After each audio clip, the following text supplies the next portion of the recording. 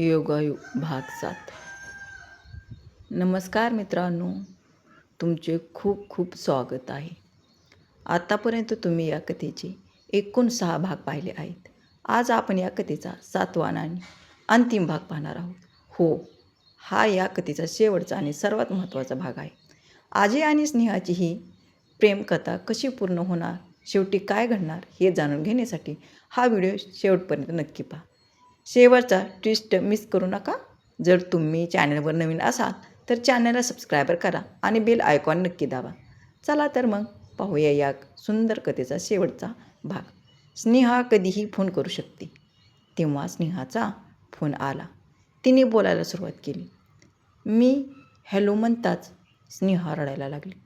माझ्या डोळ्यातसुद्धा पाणी आले. आम्ही दोघेही जवळपास 10 मिनिटे सतत रडतच राहिलो असणारा. मला माफ कर अजय. तेव्हा माझ्या घरच्यांनी मला खूप जास्त त्रास दिला होता. त्यामुळे मी कधीही तुला फोन किंवा मेसेज केला नाही. मात्र तुझ्यानंतर मी कधीच कोणावरही प्रेम केले नाही रे. मला स्वप्नातसुद्धा वाटले नव्हते की आपण पुन्हा भेटू म्हणून. या 3 वर्षात असा एकही दिवस गेला नसेल जेव्हा मी तुझीही आठवण काढली नसेल. मी फक्त शांतपणे ऐकत होतो.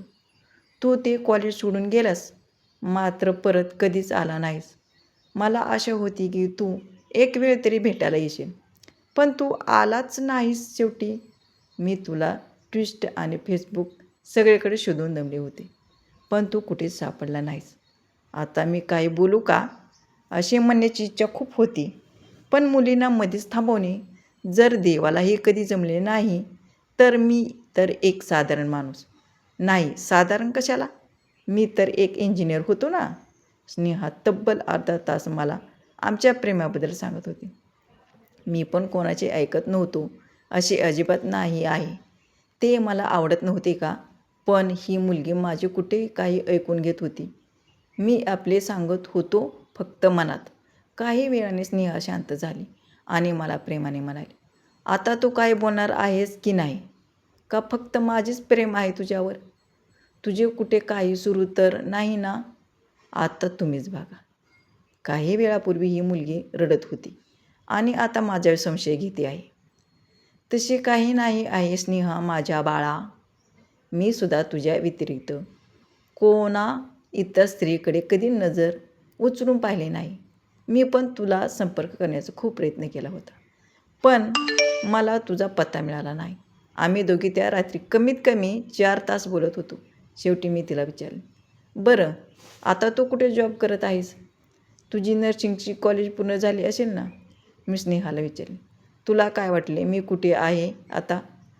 मी मराठी हॉस्पिटलमध्ये एक सिनियर नर्स म्हणून काम करते. हो, तुझे काम झाले मग? आई म्हणत होती की तू कुठेतरी मोठा जॉब करत आहेस. हो का? काय म्हणत होती माझ्या बाळा?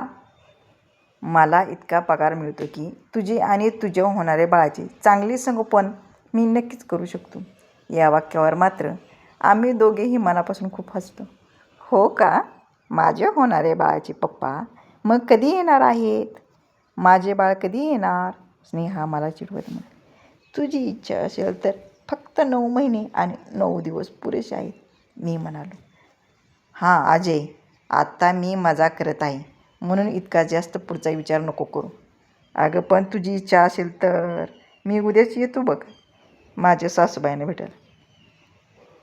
अरे अजय, अजून माझी आई काही तुझी सासू नाही झाली, आणि समजा त्यांनी परवानगी दिली तर त्यांच्या मुलीची परवानगी हवी आहे ना माझ्या बाळा. मग तू काय नाही म्हणणार आहेस का? मी थोड्या गंभीर आवाजात स्नेहाला विचारले. अरे असं का म्हणत आहेस? मी तर या दिवसाची कधीपासून खूप वाट बघत आहे. आणखीन काही वैयक्तिक गोष्टी बोललो आणि आम्ही फोन ठेवून दिला म्हणजे ते काही सांगायचे नसते. सकाळी उठल्यावर मी अगोदर आई आणि बाबांना एकत्र बोलावले. त्यांना आमच्याबद्दल म्हणजेच माझ्या आणि स्नेहाबद्दल सर्व काही सांगितले. त्यांनी अगोदर होकार दिला म्हणजे आई आणि बाबा तर खूपच खुश झाले होते. नंतर मात्र मी आईला समजावले आणि हो म्हणण्यास भाग पाडले. त्याच दिवशी बाबांनी स्नेहाच्या आईला कॉल करून सर्व सांगितले. त्यासुद्धा आमच्या प्रेमापुढे नक्कीच तयार झाल्या. मी स्नेहाला फोन करून ही आनंदाची बातमी सांगितली. तेव्हा ती सुद्धा खूप आनंदी झाली. पुढे एकाच महिन्यात माझे आणि स्नेहाचे थाटामाटात लग्न झाले. मी आणि स्नेहा खूप खुश होतो. पण मला मात्र माझ्या या आयुष्यात झालेला हा योगायोग खूप जास्त आवडला. हो, तिचा तो भाऊ आत्ता माझा साला झाला आहे. नाहीतर दिली असते 2-3 ठेवून त्याच्या कानाखाली.